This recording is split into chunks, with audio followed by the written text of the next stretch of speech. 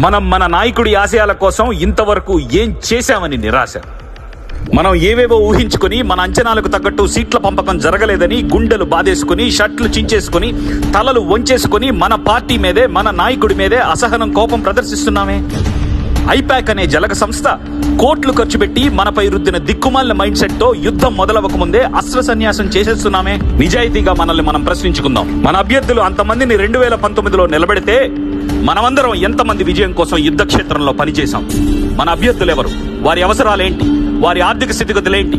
వారికి ఉన్న ప్రతికూల పరిస్థితులు ఎన్ని? వారి పోటీదారులు ఎవరు? నియోజకవర్గ వారీగా మన ఓట్లెన్ని? ఓట్ మేనేజ్మెంట్ కి నిలబెట్టిన పోలింగ్ బూత్ ఏజెంట్లు ఎంతమంది? అందులో చివరి వరకు బూత్ లో ధైర్యంగా నిలబడిన వారెంతమంది? మనవాడంటూ మంచివాడంటూ ఒట్టేసి ఓట్లేసిన వారెంతమంది? ఓట్లు గట్టున పెట్టి డబ్బుకు అమ్ముడిపోయిన వారెంతమంది?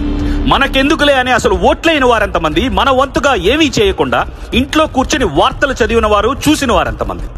ఎన్నికల ఫలితాలు వచ్చాక డీలా పడకుండా పవన్ కళ్యాణ్ అనే ఉక్కు సంకల్పాన్ని నమ్ముకుని మన పార్టీలోనే నిలబడ్డ వారెంతమంది? రాక్షసాధికారానికి భయపడి స్వప్రయోజనాల కోసం ఎవరి దారి వారు చూసుకున్న వారెంతమంది? జెర్సీ వేసుకుని మనం గ్యాలరీలో కూర్చున్నందుకే టెండూల్కర్, కోహ్లీలు సెంచరీలు కొట్టేయాలనుకునే మైండ్ సెట్ ఉంటే గేమ్ గెలుస్తామా?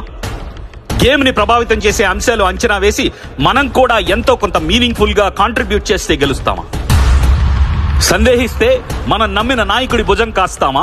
మనల్ని నమ్మిన పార్టీని తీరానికి చేరుస్తామా? ప్రజా సమస్యలు తీరుస్తామా?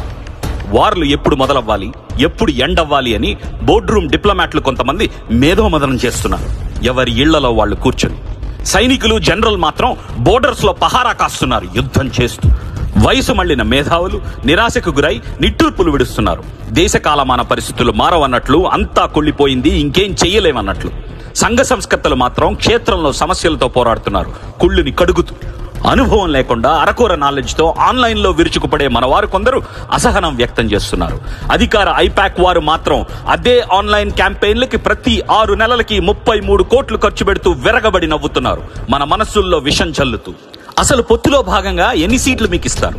మీ వాడు ఒంటరిగా వస్తాడా? మీరు ఎవరి పల్లకి మోస్తున్నారు?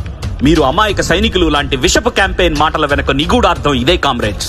మన ఆత్మస్థైర్యాన్ని దెబ్బతీయడమే, మనల్ని ఆత్మన్యూనతాభావంలోకి నెట్టేయడమే వారు పన్నిన మ్యాకవిలియన్ పన్నాగం. సంజు ఆర్ట్ ఆఫ్ వార్ లో శత్రువు బలవంతుడైతే వారి ఆత్మవిశ్వాసం మీద దెబ్బ కొట్టమన్నట్టు సేనల్లో ఉత్సాహం నింపి ఒక్కో కోట బద్దలు కొట్టాల్సిన తరుణంలో మన సైన్యం మీద విష ప్రయోగం చేశారు. అది మనం ముందుగా ఆలోచించి తిరగబడుంటే, తిప్పికొట్టుంటే ఈ రోజు సీట్లెన్ని అనే దాని మీద దృష్టి ఉండేది కాదు, కేవలం గెలుపు మీద తప్ప. ప్రజలకి తోడుగా పవన్ కళ్యాణ్ అనే ఒక్కడుంటేనే స్టేట్ దద్దరిల్లుతోంది.